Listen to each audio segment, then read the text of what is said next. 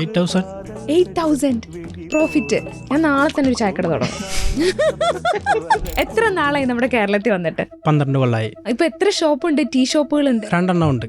നമ്മളിപ്പോ ഒരു ഗ്ലാസ് പാലിന് 1 ഗ്ലാസ് വെള്ളം, അതാണ് നമ്മുടെ കണക്ക്. നിങ്ങളുടെ അങ്ങോട്ട് വെട്ടുവിനായക ടീ ഷോപ്പിലേക്ക് വരുമ്പോ അവിടെ എങ്ങനെയാണ് കണക്ക്?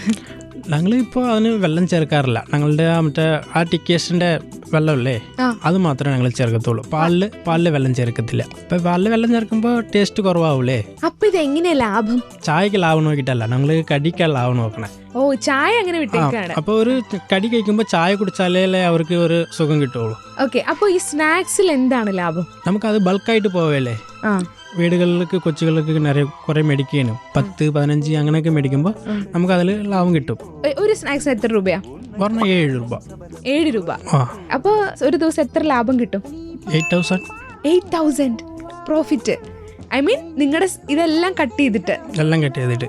ഞാൻ നാളെ തന്നെ ഒരു ചായക്കട തുടങ്ങും. ഇത് നമ്മൾ വന്ന കസ്റ്റമർ എടുത്ത് പെരുമാറിയ ആ കസ്റ്റമർ വേറെ എങ്ങാണ്ട് പോകാണ്ട് നമുക്ക് കടയ്ക്ക് തന്നെ വന്നാൽ അവർ നല്ലതാണെന്ന് പറഞ്ഞ് കൂടുതൽ മേടിക്കും. പിന്നെ കുറച്ച് ഓർഡറുകളൊക്കെ കിട്ടും. സ്നാക്സിന്റെ വലുപ്പം കുറയ്ക്കുക, അപ്പൊ നമുക്ക് ലാഭം ഉണ്ടാക്കാം, അങ്ങനെയൊക്കെ ചില ട്രിക്കുകളൊക്കെ. ചില ട്രിക്കുകൾ ഉണ്ട്. ഇപ്പൊ നമ്മള് ഇച്ചിരി വലുതാക്കിയാൽ 10 രൂപയ്ക്ക് വിൽക്കാം. ഇതിപ്പോ 7 രൂപയ്ക്കുള്ളത് ചെറുതായിട്ടാണ് വെക്കണേ. ഓക്കെ, അപ്പൊ അതാണോ ലാഭം? അതാണ് ലാഭം. ഓക്കെ, അതാകുമ്പോൾ ആൾക്കാർ കുറെ വാങ്ങിക്കും.